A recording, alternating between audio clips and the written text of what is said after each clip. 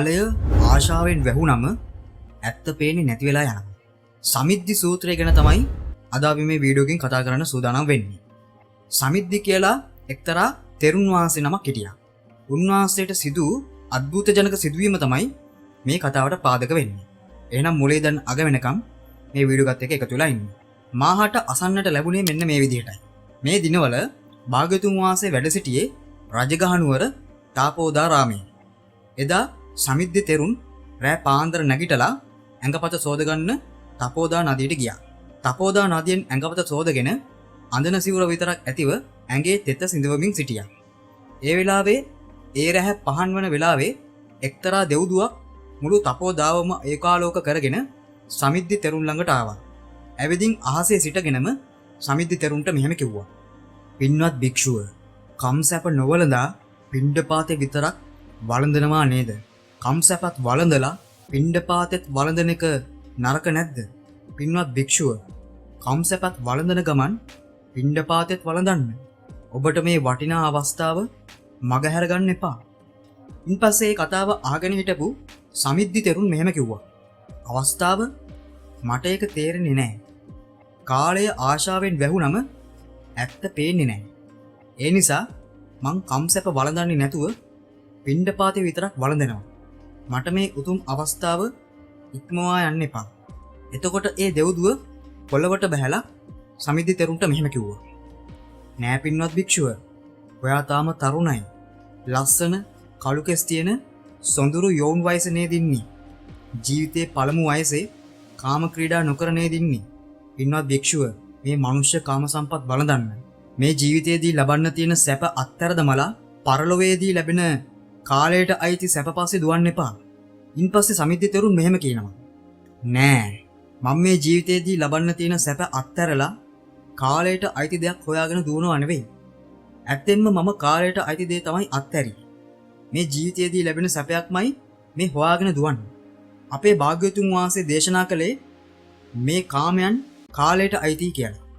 බොහෝ දුක් සහිතයි කියලා. බොහෝ පීඩා සහිතයි කියලා.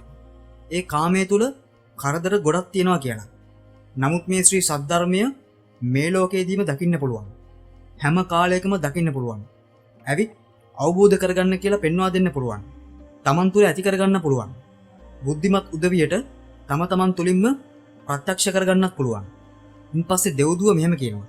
භික්ෂුව, මේ කාමයන් කාලයට අයිති කියලා, බොහෝ දුක් සහිතයි කියලා, බොහෝ පීඩා සහිතයි කියලා, මේ කාමයන් තුළ බොහෝ කරදර තියෙනවා කියලා භාග්‍යවතුන් වහන්සේ දේශනා කළේ කොහොමද?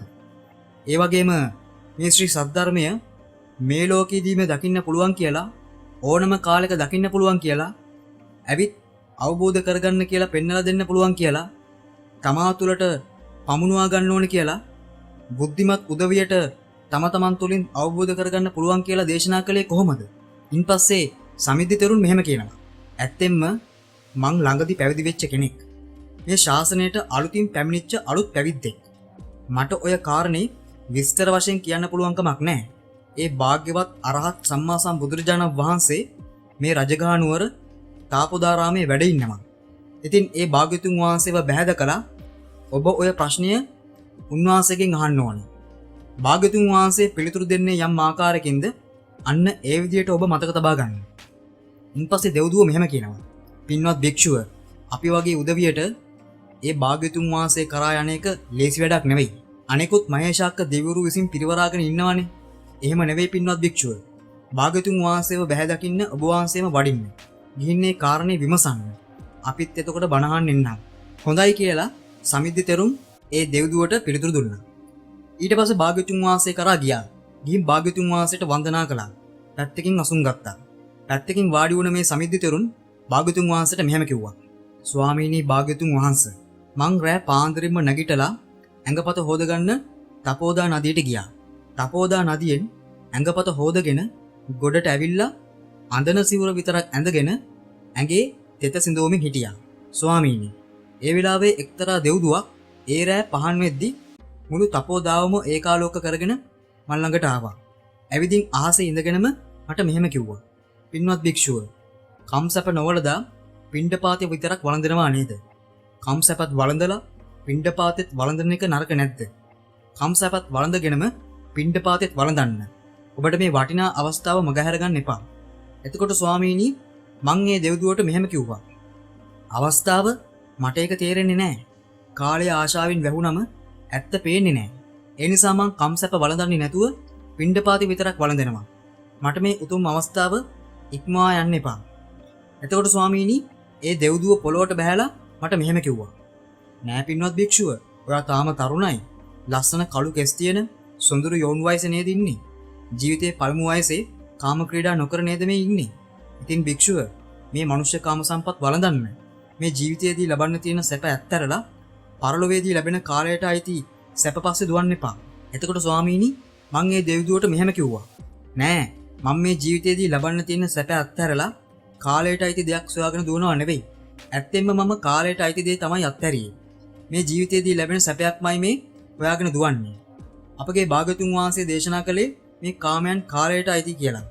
බොහෝ දුක් සහිතයි කියලා. බොහෝ පීඩා සහිතයි කියලා. ඒ කාමයේ තුල කරදර ගොඩක් තියෙනවා කියලා. නමුත් මේ ශ්‍රී සද්ධර්මය මේ ලෝකයේදීම දකින්න පුළුවන්. හැම කාලයකදීම දකින්න පුළුවන්. ඇවිත් අවබෝධ කරගන්න කියලා පෙන්වා දෙන්න පුළුවන්. තමන් තුළ ඇති කරගන්න පුළුවන්. බුද්ධිමත් උදවියට තමන් තුළින්ම ප්‍රත්‍යක්ෂ කරගන්න පුළුවන්. එතකොට ස්වාමීනි ඒ දෙව්දුව මට මෙහෙම කිව්වා. භික්ෂුව මේ කාමයන් කාලයට අයිති කියලා, බොහෝ දුක් සහිතයි කියලා, බොහෝ පීඩා සහිතයි කියලා, මේ කාමයන් තුළ බොහෝ කරදර තියෙනවා කියලා භාග්‍යතුන් වහන්සේ දේශනා කළේ කොහොමද? ඒ වගේම මේ ශ්‍රී සද්ධර්මය මෙලොවදීම දකින්න පුළුවන් කියලා, ඕනම කාලයක දකින්න පුළුවන් කියලා, ඇවිත් අවබෝධ කරගන්න කියලා පෙන්වා දෙන්න පුළුවන් කියලා, තමා තුළම පමුණුවා ගන්න පුළුවන් කියලා බුද්ධිමත් උදවියට තම තමන් තුළින් අවබෝධ කරගන්න කියලා දේශනා කළේ කොහොමද කියලා දෙව්දුව අහනවා. එතකොට මං දෙව්දුවට මෙහෙම කිව්වා. ඇත්තෙන්ම මං ළඟදී පැවිදි වෙච්ච කෙනෙක්. මේ ශාසනයට අලුතෙන් ආපු අලුත් පැවිද්දෙක්. මට ඔය කාරණේ විස්තර වශයෙන් කියන්න දන්නේ නැහැ. ඒ භාග්‍යවත් අරහත් සම්මා සම්බුදුරජාණන් වහන්සේ මේ රජගහ නුවර තාපුදාරාමේ වැඩ ඉන්නවා. ඉතින් ඒ භාග්‍යතුන් වහන්සේව බැහැදකලා ඔබ ඔය ප්‍රශ්නේ අහන්න ඕනි කියලා මම කිව්වා. ඉතින් ඔබ වහන්සේ ඊට පිළිතුරු දෙවි කියලා මම මේ දෙව්දුවට කිව්වා. එතකොට ස්වාමීනි ඒ දෙව්දුව මෙහෙම කිව්වා. භික්ෂුව අපි වගේ උදවියට ඒ භාග්‍යතුන් වහන්සේ කරා යන්නේක ලේසි වැඩක් නෙවෙයි. අනිකුත් මහේශාක්ක දෙවිවරු විසින් පිරිවරාගෙනනේ ඉන්නේ. එහෙම නෙවෙයි. භාග්‍යතුන් වහන්සේව බැහැ දකින්න ඔබ වහන්සේම වඩින්න. ගිහින් ඔය කාරණේ විමසන්න. අපිත් එතකොට බණහන් එන්නම් කියලා කිව්වා ස්වාමීනි. ඉතින් ස්වාමීනි ඒ දෙව්දුව ඇත්තක් නම් කිව්වේ දැන් මේ දෙව්දුව මේ ළඟම ඇති. එතකොටම ඒ දෙව්දුව සමිද්ද තෙරුන්ට මෙහෙම කිව්වා. පින්වත් භික්ෂුව අහන්න. භික්ෂුව අහන්න. මම මේ ඇවිල්ලා ඉන්නේ. ඒ වෙලාවේ භාග්‍යතුන් වහන්සේ ඒ දෙව්දුවට මෙහෙම දේශනා කළා. මේ සත්වයන් හඳුනාගන්නේ පංච උපාදානස්කන්ධයයි. පිහිටලා ඉන්නේ ඒ පංච උපාදානස්කන්ධයමයි. මේ පංච උපාදානස්කන්ධයන්මයි අවබෝධ නොකළේ. ඒ නිසා මේ සත්වයා මායයට වසඟ වෙලා ඉන්නේ. ඒ පංච උපාදානස්කන්ධයේම යථාර්ථය අවබෝධ කළාට පස්සේ ඒ පංච උපාදානස්කන්ධය ගැන මමත්වයෙන් යුක්ත හැඟීමක් ඇති කරගන්නේ නැහැ. ඔහුට ඒ හැඟීම් ඇති වෙන්නේත් නැහැ. යම් කරුණක් නිසා ඔහුට රාග, ద్వේෂ ආදිය ඇති වෙනවා කියනවා නම් එබඳු දෙයක් ඔහු තුල නැහැ. ඉතින් පින්වත් දෙව්දුව ඔබ එබඳු කෙනෙක් දකින්නවා නම් කියන්න. ඉන්පස්සේ දෙව්දුව මෙහෙම කියනවා.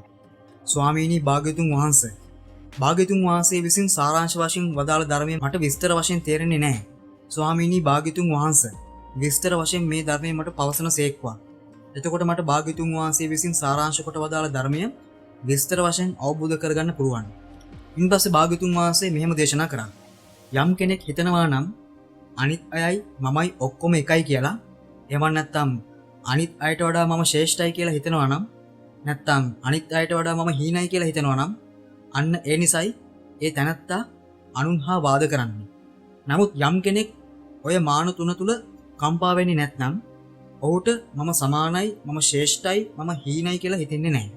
ඉතින් පින්වත් දෙව්දුව එබඳු කෙනෙක් ගැන දන්නවා නම් මට කියන්න. ඉන්පස්සේ දෙව්දුව මෙහෙම කියනවා. අනේ ස්වාමීනි භාග්‍යතුන් වහන්සේ ඔබ වහන්සේ සාරාංශ කොට වදාළ ඔය කරුණේ අර්ථයක් විස්තර වශයෙන් මට තේරෙන්නේ නැහැ.